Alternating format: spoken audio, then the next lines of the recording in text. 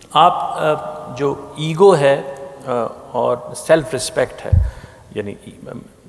Self respect, dignity,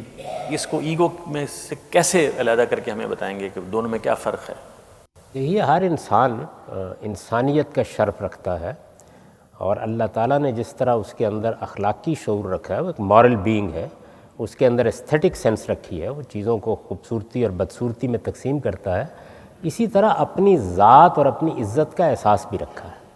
یہ عزت کا اور اپنی ذات کا احساس اگر یہیں تک رہے بہت بڑی نعمت ہے، اور انسان کو بہت سی برائیوں سے بچاتی ہے، بلکہ انسان کو اس کا اصلی شرف عطا کرتی ہے۔ لیکن یہ چیز تکبر میں بدل جائے، اپنی بڑائی کے احساس میں بدل جائے، تو پھر اس کو آپ ایگو کہہ لیں، آپ اس کو تکبر کہہ لیں، آپ اس کو استکبار کہہ لیں، جو جی چاہے کہہ لیں، پھر یہ بڑا جرم بن جاتی ہے۔ رسول اللہ صلی اللہ علیہ وسلم سے ایک شخص نے یہ پوچھا کہ میرا دل چاہتا ہے کہ میں بہت اچھے جوتے پہنوں، میرے کپڑے بہت اچھے ہوں، تو کیا یہ تکبر ہے؟ تو آپ نے فرمایا کہ نہیں، یہ تکبر نہیں ہے، ان اللہ جمیل و یحب الجمال، اللہ خود بہت خوبصورت ہے اور وہ خوبصورتی کو پسند کرتے ہیں۔ تو اس نے پلٹ کے پوچھا پھر تکبر ہے کیا؟ تو آپ نے اتنی عمدہ تعریف کی ہے کہ آدمی اشش کر اٹھتا ہے۔ فرمایا بطر الحق و غمت الناس، تکبر یہ ہے کہ کوئی حقیقت تمہارے سامنے آئے اور تم اس کے جواب میں اکڑ جاؤ،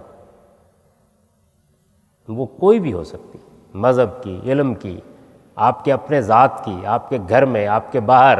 کسی موقع پر کوئی مقدمہ آپ کے خلاف ہے، حقیقت سامنے آ گئی، آپ جان گئے ہیں کہ یہ حقیقت ہے، آپ نے اس کو ماننے سے انکار کر دیا، اس کے مقابلے میں اکڑ گئے،